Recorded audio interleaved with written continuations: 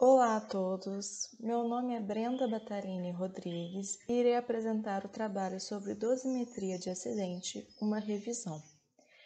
Este trabalho foi realizado por mim, Douglas, Giovana e Isabela, cujos orientadores deste trabalho foram os professores Dr. Lúcio Pereira Neves e Dra. Ana Paula Perini.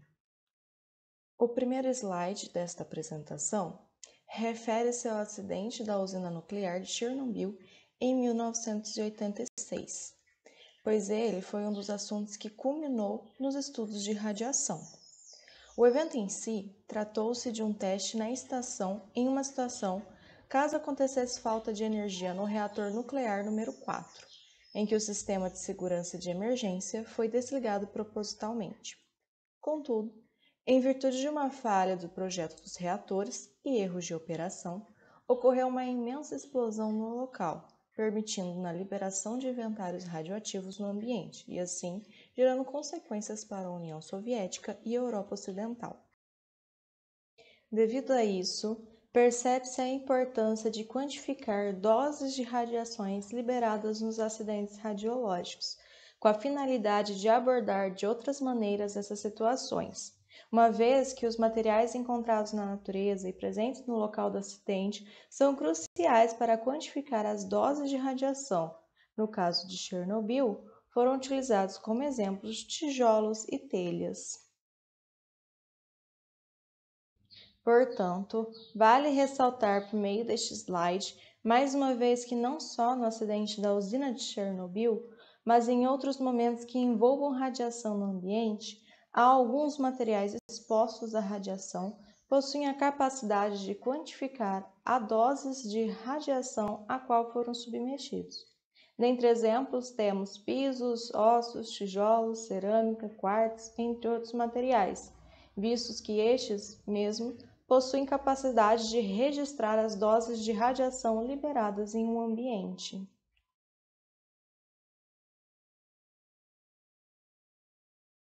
Para a estrutura deste trabalho, foi realizada uma revisão de literatura de cunho analítico sobre o assunto de dosimetria de acidente, com as seguintes palavras-chave: dosímetro de acidentes, radiação, material radioativo e suas correspondentes na língua inglesa.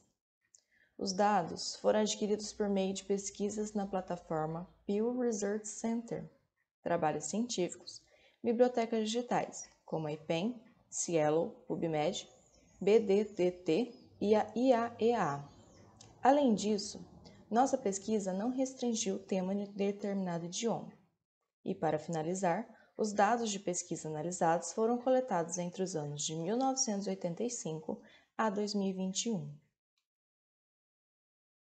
Neste slide, observamos por meio de duas tabelas, a tabela número 1, referente à quantidade de artigos utilizados para leitura, sendo 57, e a tabela número 2, a quantidade final de artigos selecionados para nossa análise neste trabalho, tratando-se de 15. Após a análise da coleta de dados, foram identificados alguns materiais com a capacidade de serem utilizados como dosímetros. Dentre eles estão sal de cozinha, tijolos, quartzo azul, alecrim, coentro, dentes, entre outros materiais. O quadro a seguir refere-se a um resumo dos principais materiais dosimétricos e técnicas dosimétricas utilizados nos trabalhos analisados. Ele foi dividido em 4 colunas, as quais referem-se ao autorano, material estudado, técnicas dosimétricas estudado e os principais achados. Nesta pesquisa da primeira coluna, foram realizadas medições TL com doses de 100 mg a 1,5 Gray, utilizando um irradiador que possui uma fonte radioativa de estrôncio mais ítrio, emitindo radiação beta em resistores de SMD, o qual possui a resposta TL praticamente linear entre as doses de 10 mg a 1,5 Gray, apresentando então características de um dosímetro. Neste mesmo estudo, também irradiou-se 50 mg de sal de cozinha, no mesmo intervalo de dose, porém com o uso de uma fonte de cobalto. O que foi observado é que no sal há um aumento de sua resposta TL no decorrer de 1 hora a 1 ano, concluindo seu uso efetivo como dosímetro de acidente. Na terceira coluna, empregou-se também sal de cozinha e utilizou a técnica de luminescência opticamente estimulada, apresentando resposta LOI para doses de 10 Gray, e deste modo verificou-se que sais domésticos diferem em relação à sensibilidade à radiação. No trabalho de Spinoza, utilizou-se tijolos vermelhos adquiridos no estado de Puebla, México, o qual analisou a resposta à radiação pela técnica LOI. As amostras foram pulverizadas em argamassas de ágata e recozidas termicamente. Após isso, irradiou os materiais com partículas betas de uma fonte selada de estrôncio mais ítrio, e sua resposta para o intervalo de doses de 0,47 Gray a 47 Gray foi que houve uma resposta linear desejável para ser usado como um dosímetro de acidente. Nos estudos com aminoácidos L-alanina, foi realizada com grau de pureza de 99% e com uma mistura com a parafina, a qual foi irradiada e avaliada com espectroscopia de ressonância paramagnética e eletrônica. As amostras foram irradiadas com doses de 10 grays. Aquelas que continham apenas dosímetro de alanina não apresentaram características dosimétricas. Por outro lado, as amostras de dosímetros de alanina com parafina irradiadas com doses de 10 grays apresentaram respostas adequadas para o emprego como dosímetro.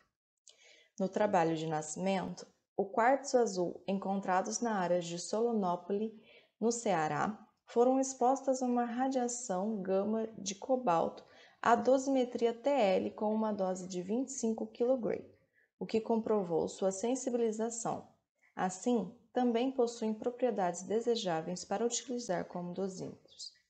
Também foram irradiados chips de celulares sem tratamento térmico, por meio da luminescência estimulada em infravermelhos, com uma dose de 3 grays.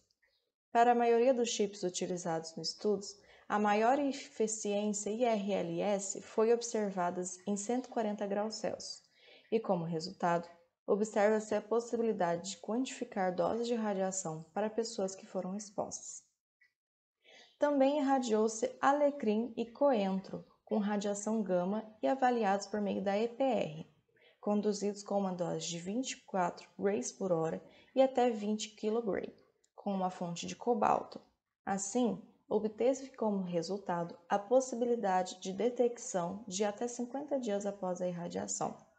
E por final, em amostras de unhas humanas irradiadas com doses de 20 Gray e avaliadas pela técnica EPR, detectou-se sinais de EPR a partir de 1 Gray, permitindo sua utilização para a avaliação de níveis de dose absorvida em situações de acidentes radiológicos. Nas discussões do nosso artigo, percebe-se que o risco de contaminação com fontes radioativas provém do manuseio errôneo destes materiais, acarretando a absorção ou inalação ou ingestão da radiação ionizante liberada no ambiente, comprometendo a saúde dos seres vivos. Contudo, vale ressaltar que, apesar da malignidade gerada no ambiente, alguns desses materiais expostos à radiação ionizante podem ser utilizadas como dosímetros para quantificar as dosagens de radiação em acidentes radiológicos. Logo, apesar de já existir estudos comprovando alguns materiais que possam ser utilizados como dosímetros, o conhecimento sobre a quantificação de doses radiológicas expostas ao ambiente ainda é recente. Portanto, conclui-se que a importância de estudos referentes à dosimetria de acidente para fins de descobrir e utilizar materiais que, ao serem expostos à radiação do ambiente, possam ser utilizados para quantificar doses radiológicas. Por fim deste trabalho, Lúcio Pereira Neves agradece ao Conselho Nacional de Desenvolvimento Científico e Tecnológico pela Bolsa PQ2. Eu agradeço ao Conselho Nacional de Desenvolvimento Científico e Tecnológico pela Bolsa de IC. Estas foram as nossas referências bibliográficas.